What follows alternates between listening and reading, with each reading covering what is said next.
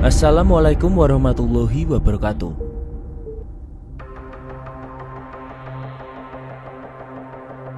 Bagi warga Blitar, mendengar nama makam gantung pasti sudah tak asing lagi.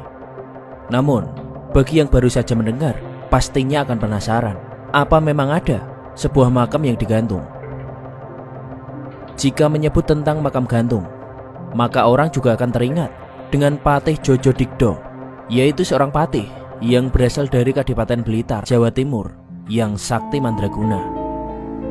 Sang patih dianggap sakti dikarenakan memiliki ilmu ajian Pancasona yang bisa membuatnya hidup kembali apabila jasadnya menyentuh tanah. Sehingga ketika beliau meninggal, makamnya haruslah tergantung dan tidak langsung menyentuh tanah.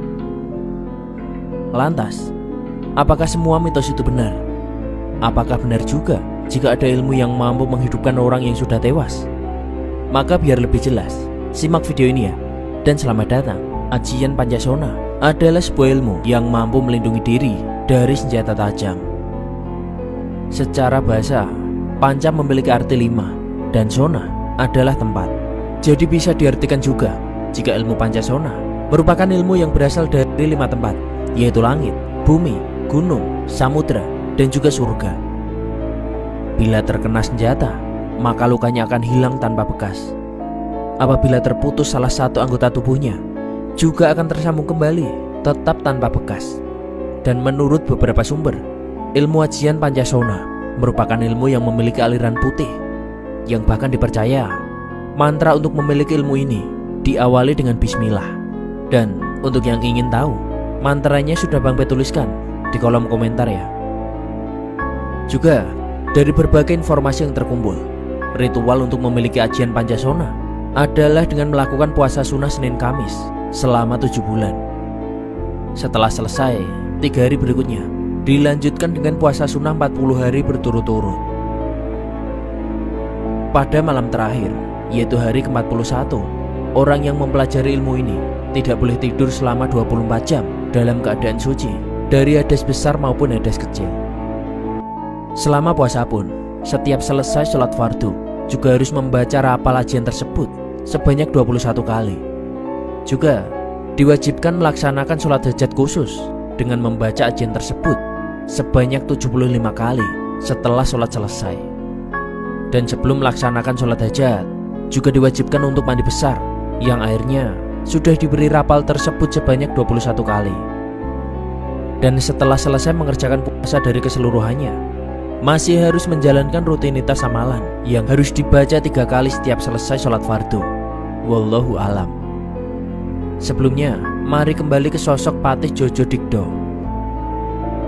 Sebelum diangkat menjadi patih, Djodjodikdo muda dikenal suka melakukan tirakat atau lelakon dan berpuasa, hingga mendapatkan berbagai macam ilmu kanuragan dan juga kesaktian yang mampu ia kuasai. Dalam hal ini, dipercaya Djodjodikdo mendapatkan ajian ini setelah gurunya wafat, yang akhirnya mewariskan ilmu ini padanya. Bahkan juga dikatakan gurunya tak hanya berasal dari bangsa manusia, melainkan juga berasal dari bangsa lelembut atau bangsa jin. Djodjodikdo adalah sahabat sekaligus pengikut Pangeran Diponegoro. Beliau juga memiliki keturunan darah biru atau Trahningrat dari kerajaan Mataram, karena beliau juga merupakan putra Adipati Kulon Progo. Kesaktian sosok ini juga teruji ketika terjadi peperangan antar Belanda melawan pasukan Pangeran Diponegoro. Sebagai pengikutnya, Djodjodikdo yang waktu itu masih berusia 30 tahun ikut melakukan perlawanan, bahkan ikut perang gerilya, meskipun saat itu Pangeran Diponegoro telah ditangkap dan juga diasingkan. Djodjodikdo menjadi salah satu orang yang paling ditakuti oleh Belanda karena kesaktian aji Pancasonanya yang telah ia kuasai. Beliau juga dikabarkan beberapa kali mampu hidup kembali setelah dieksekusi oleh para tentara Belanda ketika ia berhasil ditangkap. Berkat peran dan kesaktiannya dalam melawan Belanda, ia menjadi sangat terkenal, hingga Adipati Blitar memberinya gelar patih dan hadiah sebidang tanah yang sekarang berada di Jalan Melati di kota Blitar. Dan dari pemberian tanah tersebut, Jojo Dikdo akhirnya membangun sebuah rumah besar bersama dengan keluarganya yang diberi nama Pesanggrahan Jojo Dikdo. Dan hingga saat ini, rumah itu masih berdiri kokoh.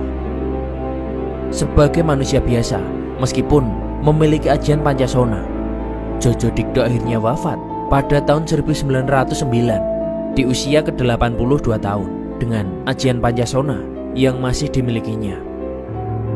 Dipercaya juga, siapapun yang memiliki ajian ini akan bisa hidup kekal abadi hingga akhir kiamat nanti selama ia masih menginjak tanah. Seseorang yang mempunyai ajian Pancasona dikatakan hanya bisa wafat apabila tubuhnya dipisah menyeberangi sungai dan digantung agar tidak menyentuh tanah. Jika jasadnya menyentuh tanah, maka bagian-bagian tersebut akan bersatu dan orang yang mempunyai ajian ini akan bisa hidup kembali. Eyang Jojo Dikdo bahkan dikabarkan pernah wafat 3 kali dalam sehari. Tapi setiap akan dikuburkan, beliau langsung bangkit begitu menyentuh tanah, ujar Lasiman, juru kunci makam di lokasi makam gantung.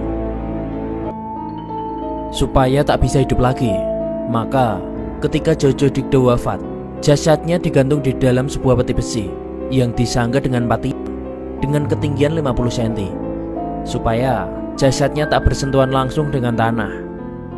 4 yang tadi juga berfungsi untuk menyangga sebuah penyimpanan kecil yang digunakan untuk menyimpan baju perang dan juga pusaka milik sang patih, yang membuat banyak orang salah sangka jika jenazah digantung di atas, sehingga masyarakat Blitar menyebutnya dengan makam gantung. Namun, jika ada ilmu putih, tentu saja akan ada juga yang namanya ilmu hitam.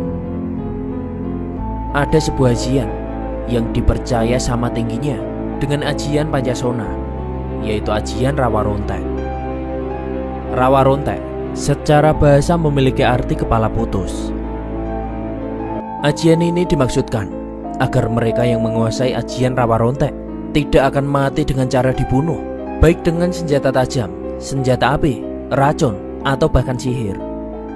Tetapi ia akan mati dengan cara sakit. Hampir sama dengan ajian Pancasona, ajian Rawa Rontek sangat jarang bisa dikuasai, dan bahkan mantranya saja sangat sedikit yang mengetahuinya.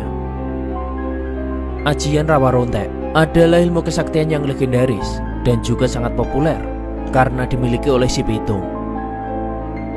Dengan menguasai ilmu ini, Pitung dapat menyerap energi lawan-lawannya, seolah-olah lawannya itu tidak melihat keberadaan Pitung. Karena itu, ia digambarkan seolah dapat menghilang. Dan menurut cerita rakyat, siapapun yang memiliki ajian Rawa Rontek tidak akan boleh menikah hingga akhir hayatnya. Dan buktinya, itu terjadi kepada si Pitung. Ketika ia tewas menjelang usia 40 tahun, Pitung masih tetap bujangan. Beda dengan ajian Pancasona, pemilik ajian Rawa Rontek terkenal lebih gampang emosi, senang berbuat kejahatan, dan juga anarkis. Hal tersebut tentu terjadi karena di dalam sel-sel tubuh pemilik ilmu Rawa Rontek sudah dipengaruhi oleh jin jahat yang telah bersemayam. Ilmu ini sangat langka, dan jika ada yang bisa menguasai ilmu Rawa Rontek, pasti bisa dihitung dengan jari. Untuk memperoleh ilmu ini bukanlah hal yang gampang, karena harus melewati berbagai ritual yang berat. Harus pula dibarengi dengan tekad dan juga keyakinan yang kuat. Pemilik ajian Rawa Rontek harus melewati sangat banyak tahap untuk menyempurnakan ilmunya. Ajian ini sendiri memiliki beberapa tingkatan, yaitu rendah, menengah, dan juga tinggi. Pada tingkatan rendah, jin jahat bersemayam di aura pemiliknya. Tujuannya baru untuk ilmu kebal, seperti tahan pukul, tahan bacokan, dan juga tusukan senjata tajam. Pada tingkat menengah, kodam mulai mendekat ke kulit pemiliknya. Biasanya, tahapan ilmu kebal tingkat menengah lebih kuat dari tingkat rendah. Kulit akan jadi sekeras batu karang, dan badan bukan hanya tahan pukulan dan juga senjata tajam, hingga senjata api pun sudah bisa ditahan dengan kekuatan ilmu hitam tingkat menengah ini. Sementara pada tahapan tingkat tinggi, disinilah kodam memasuki sel-sel tubuh, sehingga mampu membangkitkan energi tenaga dalam dan mampu merekayasa percepatan regenerasi sel. Dan inilah yang sangat berbahaya. Biasanya, umur orang yang memiliki ilmu hitam begini sangat panjang, karena kerusakan pada sel tubuhnya akan terus beregenerasi dengan cepat. Dikarenakan kematian itu akan terjadi bila tubuh fisik tak lagi layak bagi ruh, dikarenakan kerusakan. Makanya, orang-orang yang mati itu pasti disebabkan karena ada kerusakan di dalam tubuhnya. Pada dasarnya, jin tak bisa masuk ke dalam sel tubuh karena ruh akan tetap kuat, kecuali manusianya yang membuka akses bagi makhluk metafisik itu untuk bisa menguasainya. Ajian Rawa Rontek merupakan ilmu langka dan memiliki kelebihan, yaitu bagian tubuh yang sudah terpotong akan bisa tersambung kembali. Tentu, siapa saja yang melihat aksi pemilik ilmu ini akan naik kadar adrenalinnya, dan juga segudang pertanyaan lahir. Karena ilmu hitam ini sungguh-sungguh di luar akal manusia. Mengapa bisa menyatu kembali? Bagaimana dengan urat dan syaraf bagian tubuh yang dipotong?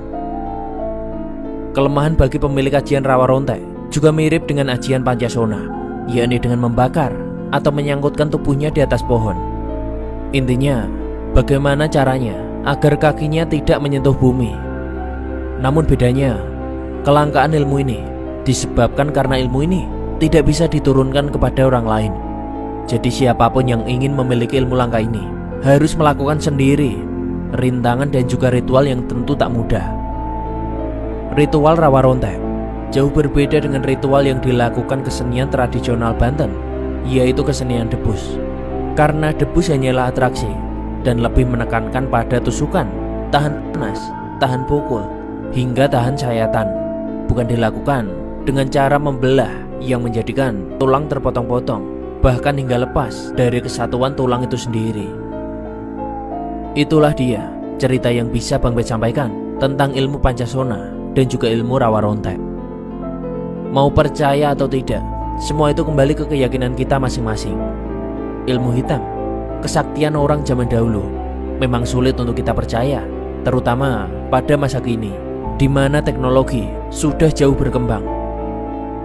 Namun sulit dipercaya, belum tentu tidak ada, bukan? Sekian cerita yang bisa Bang Bet sampaikan. Jangan lupa like, share, dan subscribe ya, agar channel ini terus berkembang.